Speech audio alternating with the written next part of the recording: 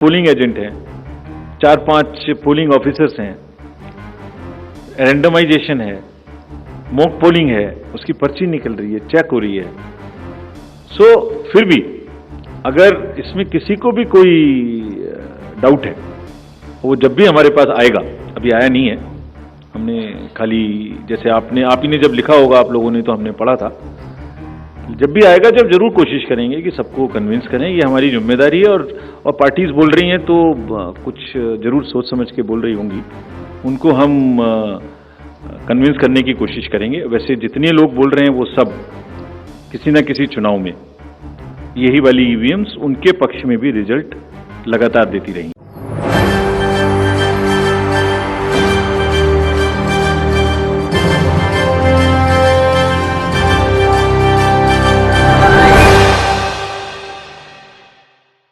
नमस्कार, मैं हूं राहुल शर्मा, आप देख रहे हैं SP9 न्यूज़ और आप तमाम लोगों का हमारे इस प्रोग्राम में बहुत बहुत स्वागत है। और आज मैं बात कर रहा हूं ईवीएम को लेकर। देखिए, चुनाव नज़दीक आ रहे हैं और चुनावों को लेकर ईवीएम पर चर्चा हो रही है। चुनावों से पहले ईवीएम पर चर्चा हो रही है, यानी कि मौजूदा समय के अंदर ईवीएम को लेकर जिस तरीके के हम हालात को देख रहे हैं, जिस तरीके की स्थितियों को हम देख रहे हैं, वो ये जाहिर तौर पर बता रही कि क्या ईवीएम जैसा जो मुद्दा है, क्या ईवीएम की जो लड़ाई की अगर मैं बात करूँ, क्या वाकई ये जो लड़ाई है इसका बड़ा जो फ़ायदा है, ईवीएम का बड़ा फ़ायदा क्या वाकई अब विपक्ष को होता नज़र आएगा? क्योंकि चुनाव से पहले विपक्षी पार्टियां ईवीएम के मुद्दे पर एकजुट हो गई हैं। हालांकि मैं अपने दर्शकों को बाकायदा बताऊंगा कि चुनाव आयोग के अधिकारी क्या कह रहे हैं, कपिल सिब्बल क्या कह रहे हैं, या दिग्विजय सिंह का बयान क्या है। लेकिन कहीं ना कहीं चुनाव आयोग के अधिकारी भी इस बात को मान रहे हैं कि हाँ, ईवीएम में गड़बड़ी है, ईवीएम में गड़बड़ियाँ पाई जा रही हैं, तो शायद इस पर जांच की जाएगी। तो मैं अपने दर्शकों को देर ना करते हुए कुछ रिपोर्ट दिखाऊंगा, चुनाव आयोग के अधिकारी क्या कह रहे हैं, देखिए एक रिपोर्ट। अच्छा, उसका मॉक पोल आपके सामने होगा,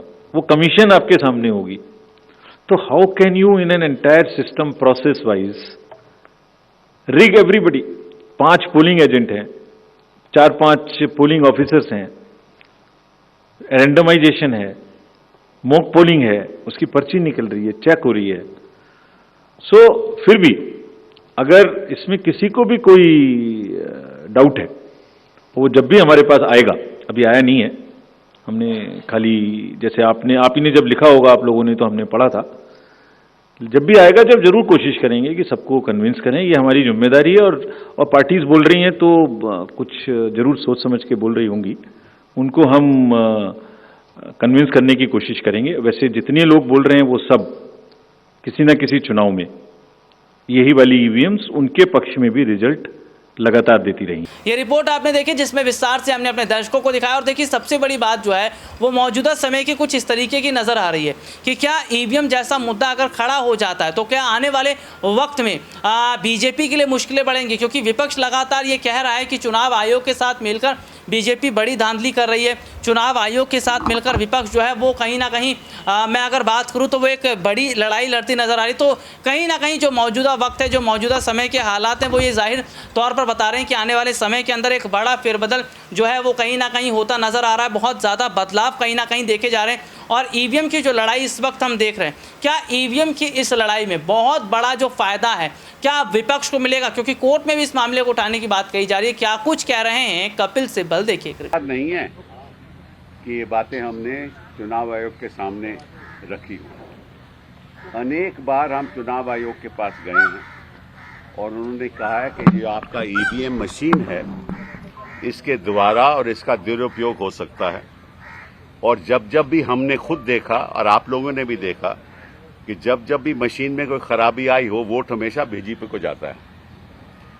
तो ये भ्रम केवल राजनीतिक दलों की बात नहीं है, ये भ्रम जनता पे फैल चुका है और आज तक चुनाव आयोग ने जवाब नहीं दिया।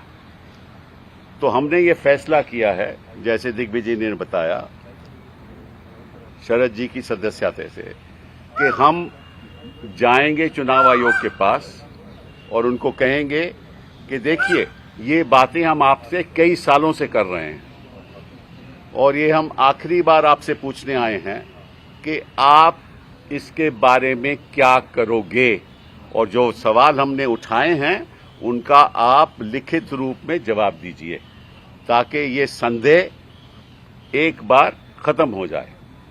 किसी के मन में कोई संदेह नहीं होना चाहिए। और उसके बाद अगर चुनाव आयोग हमें ये नहीं बताता कि किस तरीके से ये मशीन और ये जो हमने सवाल पूछे हैं उसका जवाब नहीं देता, अगर वो ठीक तरह से जवाब नहीं देंगे तो फिर हम राजनीतिक दल फैसला करेंगे हमने आगे क्या करना है। रिपोर्ट आपने देखी जिसमें विस्तार से हमने अपने दर्शकों को दिखाया। हालांकि दिग्विजय सिंह की तरफ से भी इस पर बयान आ रहा है और दिग्विजय सिंह मैं अगर बात करूं तो जिस तरीके से हम देख रहे हैं कि उन्होंने भी ईवीएम के मसले पर बात की, ईवीएम का मुद्दा उठाया, तो कहीं ना कहीं आने वाले वक्त की जो तस्वीर है, आने वाले वक्त के जो हालात है वो यही बता रहे हैं कि क्या अब ईवीएम का भी जो मुद्दा है वो कोर्ट में उठता नजर आएगा। ये तमाम चीज़ें जो हैं वो कहीं ना कहीं नजर आ रही हैं। क्या कुछ कह रहे हैं दिग्विजय सिंह, देखिए एक रिपोर्ट। माननीय चुनाव आयोग से पूछे थे इस बारे में सिटीजन कमीशन ऑन इलेक्शन जिसके जस्टिस लोकुर अध्यक्ष थे, उन्होंने जो रिपोर्ट दी उसके आधार पर एक प्रश्नावली पत्र के साथ 2 मई 2022 को इलेक्शन कमीशन को दी गई, रिमाइंडर दिया गया, लेकिन आज तक उसका कोई जवाब माननीय चुनाव आयोग ने नहीं दिया। अभी एक रिमोट ईवीएम मशीन पर all party meeting election commission ने बुलाई थी और उसमें लगभग सर्वसम्मति से रिमोट इलेक्ट्रॉनिक वोटिंग मशीन के द्वारा चुनाव कराने पर असहमति व्यक्त की लोगों ने, और यहां तक कि जो डेमोन्स्ट्रेशन देना चाहते थे, डेमो देना चाहते थे, उसको भी मना कर दिया। देश में इस बारे में शंका है। हम ये नहीं कहते कि आप इसको बदलकर ये करिए, लेकिन ये पहले कहते थे ये स्टैंड अलोन मशीन है, लेकिन खुद वो स्वीकार अब करते हैं कि स्टैंड अलोन मशीन नहीं रही है, क्योंकि इसमें कैंडिडेट का नाम और सिंबल अब डाला जाता है थ्रू इंटरनेट। इसके साथ साथ पहले कहते थे ये वन टाइम प्रोग्रामेबल चिप है, अब उन्होंने स्वीकार किया कि मल्टीपल प्रोग्रामेबल चिप है। ऐसे अनेक सवाल हैं जिनका उत्तर माननीय चुनाव आयोग से हमको मांगना है। सभी राजनीतिक दलों ने जो यहां मौजूद हैं उन्होंने इस पर सहमति व्यक्त की है कि हमें प्रश्न पूछना चाहिए, जवाब लेना चाहिए। हमारे दिमाग में एक भ्रम जो है उसे दूर होना चाहिए। ये इस बारे में चर्चा हुई है। ये रिपोर्ट आपने देखी तो सबसे बड़ी बात है कि संजय सिंह का भी मैं थोड़ा सा जिक्र कर लेना चाहूँगा, क्योंकि संजय सिंह ने भी तमाम बड़े खुलासे मोदी सरकार को लेकर करे हैं और माना ये जा रहा है कि कहीं ना कहीं बीजेपी एक बड़ी साजिश रच रही है। तो बीजेपी जो एक साजिश रच रही है, क्या वाकई इसका जो बड़ा नुकसान मैं अगर बात करूँ तो बीजेपी की साजिश का जो नुकसान है वो क्या सीधे सीधे तौर पर विपक्ष को होता नजर आएगा? संजय सिंह क्या कुछ कह रहे हैं, देखिए रिपोर्ट। एक ऐसा चौंकाने वाला सच देश के सामने रखा है जिसको सुनकर आप हैरान हो जाएंगे, जिसको जानकर आप परेशान हो जाएंगे कि देश का प्रधानमंत्री अगर इस तरह से देश की संपत्तियों को, देश के खजानों को एक ही व्यक्ति के नाम पर नीलाम करने जा रहा है तो इसके पीछे उसकी मंशा क्या है? इसके पीछे एकमात्र मंशा है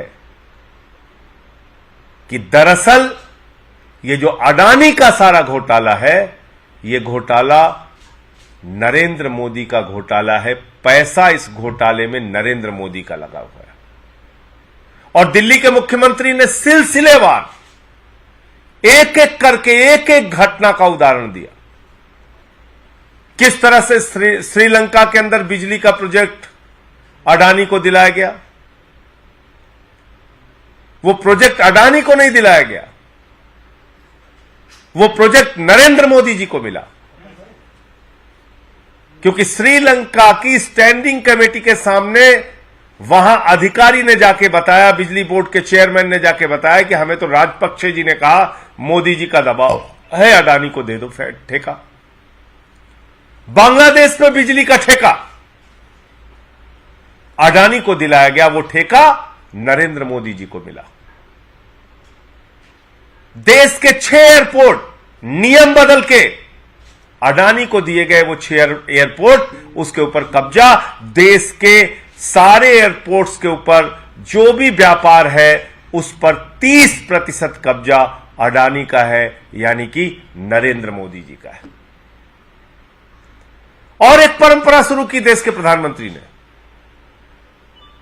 कनपटी पे बंदूक लगाकर संपत्तियों को छीनने की परंपरा। कृष्णापट्टनम एयरपोर्ट, कृष्णापट्टनम सीपोर्ट, वो मिल गया अडानी को। पहले सीबीआई का छापा होता है, ईडी का छापा होता है, फिर अडानी को। जीवीके पे छापा होता है, फिर एयरपोर्ट अडानी को। एसीसी पे छापा होता है, फिर एसीसी सीमेंट अडानी को। तो ये सारा कुछ अडानी को नहीं है, ईडी का, सीबीआई का इस्तेमाल करके ये सारा का सारा व्यापार, सारी की सारी संपत्ति नरेंद्र मोदी जी अपने नाम पर कर रहे हैं। और उनकी मंशा है कि दुनिया का नंबर 1 अमीर बनना है, क्योंकि अडानी तो नंबर 2 तक पहुंच पाया था, उसके बाद ये हिंडनबर्ग की रिपोर्ट आ गई, नीचे चला गया। ये सारा का सारा पैसा देश के प्रधानमंत्री नरेंद्र मोदी का लगा है इस घोटाले और जांच, इस भ्रष्टाचार में। और अगर इसकी जांच होगी तो इस अडानी के घोटाले में देश के प्रधानमंत्री नरेंद्र मोदी जी फंसेंगे, क्योंकि ये सारा का सारा पैसा उनका पैसा है। इसीलिए अपनी सरकार की परवाह किए बगैर, सारी विपक्षी पार्टियों की आवाज की परवाह किए बगैर नरेंद्र मोदी जी चट्टान के तरह इस अडानी घोटाले में अडानी के साथ खड़े हैं। और उनको मालूम है कि अगर जेपीसी की जांच होगी, ईडी की जांच होगी, सीबीआई की जांच होगी, कितना भी बचाने की कोई कोशिश करेगा, लेकिन इसमें नरेंद्र मोदी जी भारत के प्रधानमंत्री फंसेंगे। देश में कोयला की खदानें,